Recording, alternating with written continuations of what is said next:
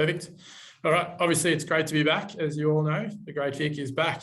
It's been a couple of years absent. We did do the Little Vic earlier this year, which was obviously a carryover of 2021, but thanks COVID. I'm sure you guys have had enough talking about that, so we'll skip that topic as much as possible. I know the school life has probably been very difficult, as has events. So like I said, we're very keen to get back out on the road. And this is just a quick overview for the schools, and obviously getting you guys interested or passing on to other schools or anyone else who's keen. Obviously, this is just a quick one to meet the team. Obviously, my name's Mark. Jamie and Lewis, who are my colleagues, Jamie takes care of the event.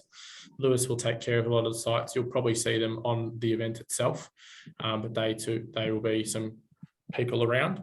At the moment, I'm your go-to. So obviously the email address down there, greatvicschools@bicyclenetwork.com.au, or you can give us a buzz. So that's the phone line to our rider services team, and they can patch it through to whoever can answer the question. Probably me in most cases. If not, Jamie or Lewis might be able to help you out. But feel free to send an email. I've got access to that inbox and can give you the info, whether or not it's a day or so, but give you the update you need.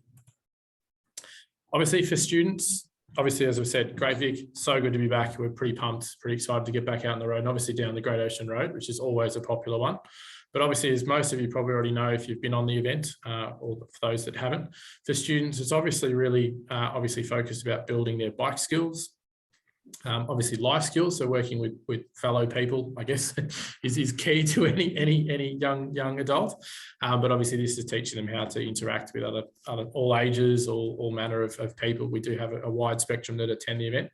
It is a bit of an experience, so it's obviously going out and seeing places that some people may have never seen, or places that they don't get a chance to often see. So we do get to tour around a fair bit on the Great Vic, and this is perfect experience for them. And then obviously we bring the support. So we've got all of our team. You can see one of the marshals there directing some riders around. We take care of all of that. So obviously on the road, all the signage, all the directionals for kids looking to just basically go out and enjoy some riding, which hopefully makes life easier on the teachers as well, because I know that can be tricky trying to organise or wrangle a group of students. So this year, 2022, we are going correct to Buninyong for the full 9-day event. So just obviously here, a quick overview. Day one is correct, the arrival day. So you get to enjoy the sites there. Obviously you can turn up depending on what time you're scheduled to go in. I'm just going to move my little thing across here. We've got correct to Norat, which is a 66K day. You can see the 2 Cs that I've got listed on day 3 and day 4. Obviously, Norat to Timboon is a bit of a challenging day, just with some hills and so forth.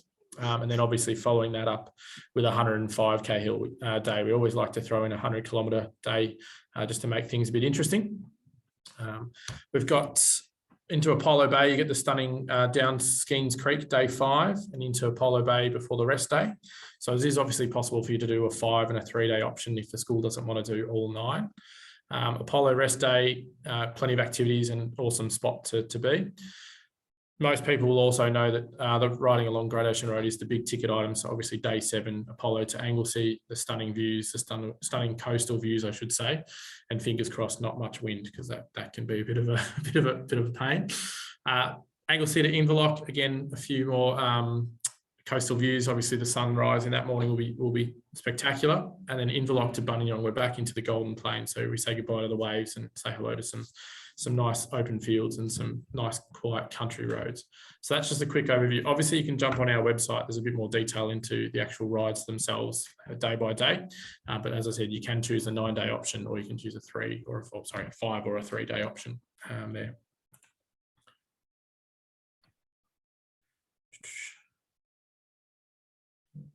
I'm just reading a question there. I think Marie, I have got the slides up, Marie. If you haven't got them, I can send them through to you later.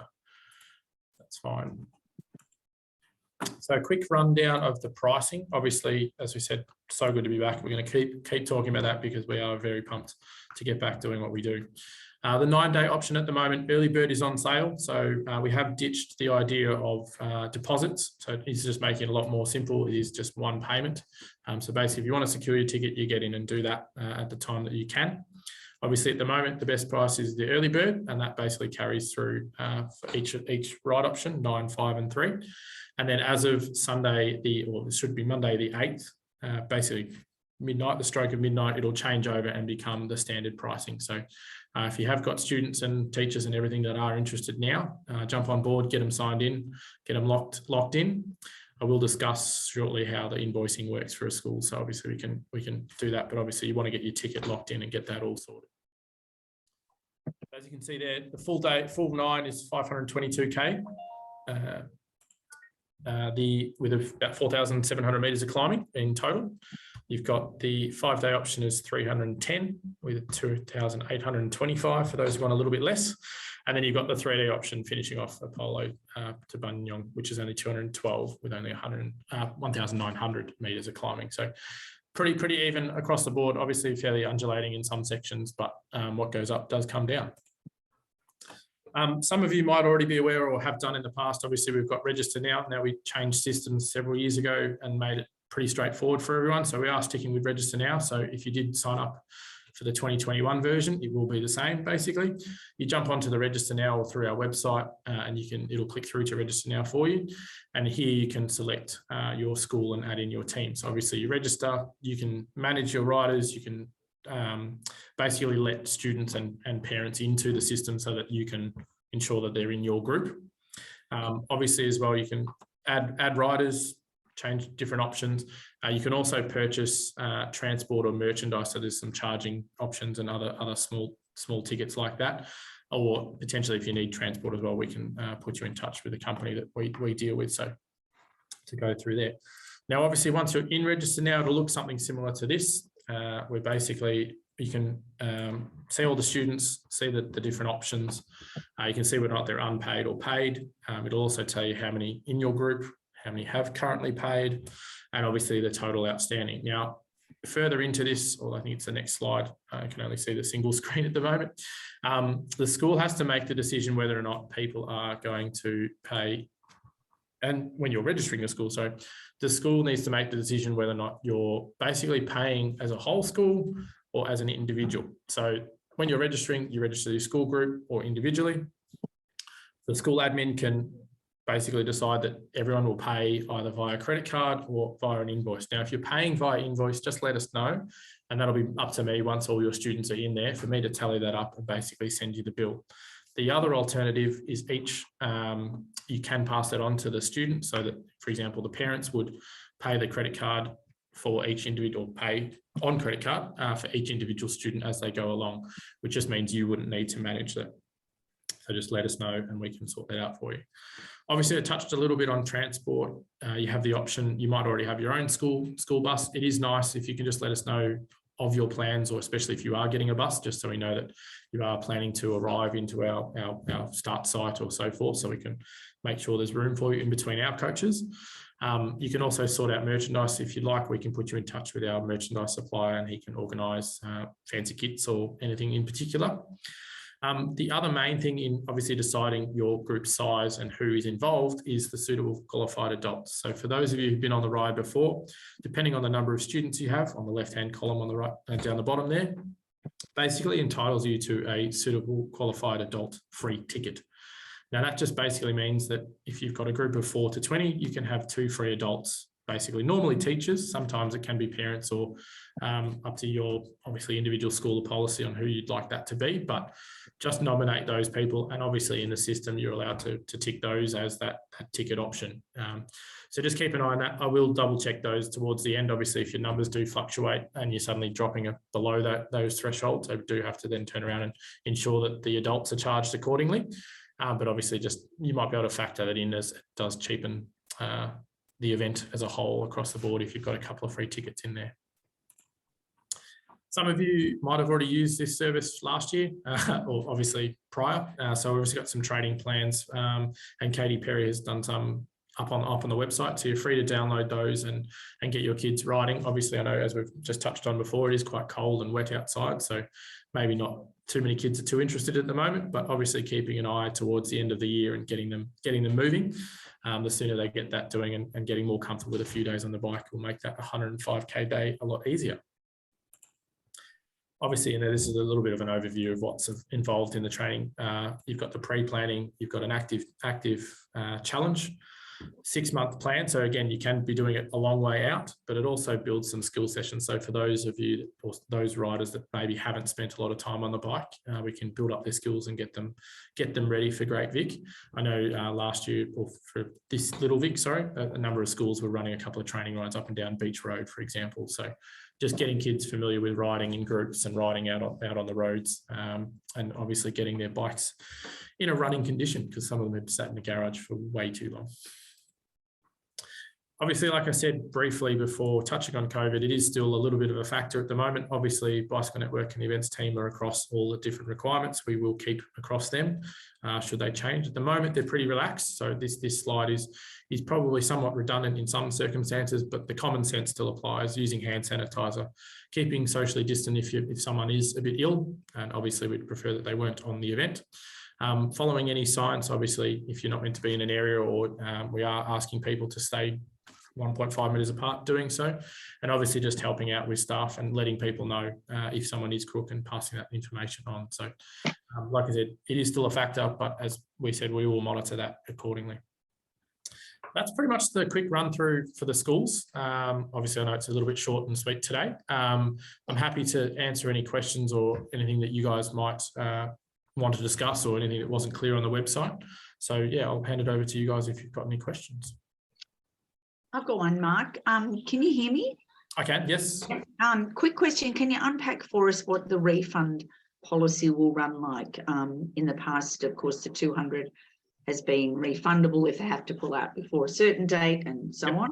So that'll be in the terms and conditions. I don't have that in front of me on this screen at the moment. But basically, it'll still be applicable to a certain degree. We do just leave that to a certain date, obviously, because past that date, we've actually placed orders for food and so forth. So sorry, apologies. I don't have that on this screen in front of me without kind of jumping away and you guys seeing my emails effectively.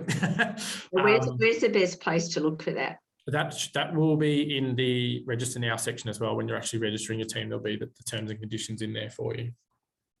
Okay, terrific. Thank you. Hello, I can see Marie. It looks like you've got your mic off. I can see your mouth moving, but no noise. Feel free to type it if you like. I can. Hey, Mark. Hey, Zachary. Got a question. We've got a bunch of students who don't have bikes but are really keen to get involved. Yep. Is there a way that you could help us organize some bikes to maybe borrow for the event, or I don't know, help us get a fleet of bikes that could help encourage them to train or something like that? That could be an option. I'm going to speak potentially out of turn, and I don't want to single out one school versus another, but it could be an option. Obviously, our Ride to School team might be able to assist with that. I know we have a fleet of bikes, so we often run a mind, body, pedal. And that might be something that we could potentially look at hiring, for example. The other option is, how many students are you looking at? Maybe about 15. 15, yeah, we'd have a fleet that would be big enough. I just have to clarify with the team whether or not that's something that we can do. I personally think it might be. I just don't want to say yes or no without locking that in. But obviously, if it gets people on bikes, that's what we're all about. So yeah, happy to have a chat about that. If you feel free to send me an email just to prompt that, and we can start that conversation rolling if you like. Yeah, and a big barrier for a lot of our students is the cost. Is there flexibility around that? Like if there's circumstances for some kids that, I mean, like our community is a small rural community, and a lot of families struggling, so we're trying to get them into some activities. Is there some flexibility around circumstances? Yeah, I'd have to check in with the Jamie for that one. I'm going to say, generally speaking, there's not too much flexibility, just because obviously the ticket does cover a lot of logistics for the actual running of the event as a whole. It also covers all your food and so forth. So there are a lot of hidden costs that a lot of people probably don't realise, but totally appreciate every situation is different. The other alternative I can maybe suggest, just thinking out aloud, is potentially running something along the lines of a fundraising effort. Yeah. Probably difficult in a small community because everyone's pulling the same kind of thing. But yeah, maybe even if it's something that we can promote or get the word out, potentially it might be something that the Greater Vic community or wider community might be keen to jump behind and get some extra kids riding. But I don't know if any other schools have got any other suggestions on getting some extra funds, but The review. But Yeah. this is accurate. It sounds like we're going to have a few emails back and forth, so we might sort of see what we can do. Sorry, Zach, I don't know if you can hear me. And I think on. Yeah, active boost funding. Your school might have got some active boost funding. There may be some ways around that where you can purchase some bikes or allocate some of that funding towards a bike camp. So Yeah, that's a good idea. I do have that funding, so yeah. I'm not sure who's in charge of that at your school, but No, it's I look quite after it. So yeah, the barriers are a bit tricky, but I'll talk to the organizer for that. Yeah, good idea. Yeah. Nathan, Michelle Coventry here. I'm not sure where. Oh, sorry, not Nathan. Zach. Zach, can you hear me? Yeah. Okay, that's all right. Dodgy laptop. Not sure where you are, but Bendigo Bank. If you've got a Bendigo Bank nearby or in a town nearby, go and approach them and just tell them what you're trying to do. They are really, really good at helping communities for things, all kinds of things we found. So just a good research source for them. Yeah, see if you have any luck with them. Yeah, that's good. Thanks, Michelle. I can see a couple of questions in the chat there. I think Marie was trying to let me know before. Obviously, anyway, our team, I can certainly set out that invoice for you, Marie. That's not a problem, and we can do that if your school's fully done and you don't have any other students that need to add or change. That's fine. And obviously the risk assessment documentation. Now, we obviously run a full risk assessment for the event, and that is provided to all the councils and so forth. I'll follow that up with Jamie. In the past, I don't know that we've shared that necessarily, because obviously that is intellectual property, but I'll double check that if that's something that we do send to the actual schools in the past. I know that personally I've never sent it to anyone, but happy to follow that up. Nate, Mark, you have in the past. Perfect. Yep. Edit because most schools will require Right. Perfect. more RA to go alongside their own homeschool kind of one. So there's not ever been a problem with that. No, perfect. That's all right. Like I said, we've got the documentation here, so as soon as I can get that confirmed that we're happy to send that out, I'll get that sent to you guys.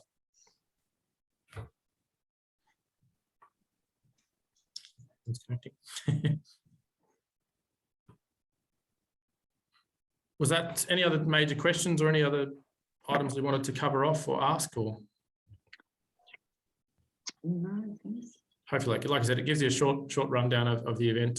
Take a look at the website. There is a bit more information there on the actual day-by-day blow, I guess. And obviously, towards the later end of closer to the event, we'll be sending out items like e-news and information on suggested what to pack items, and obviously following up with each individual school, seeing how you guys are going, and hopefully locking you all in. Great. Awesome. Well, I'll keep it nice and sweet. We can all head home and get into that cold. Hopefully it's not too bad for most of you.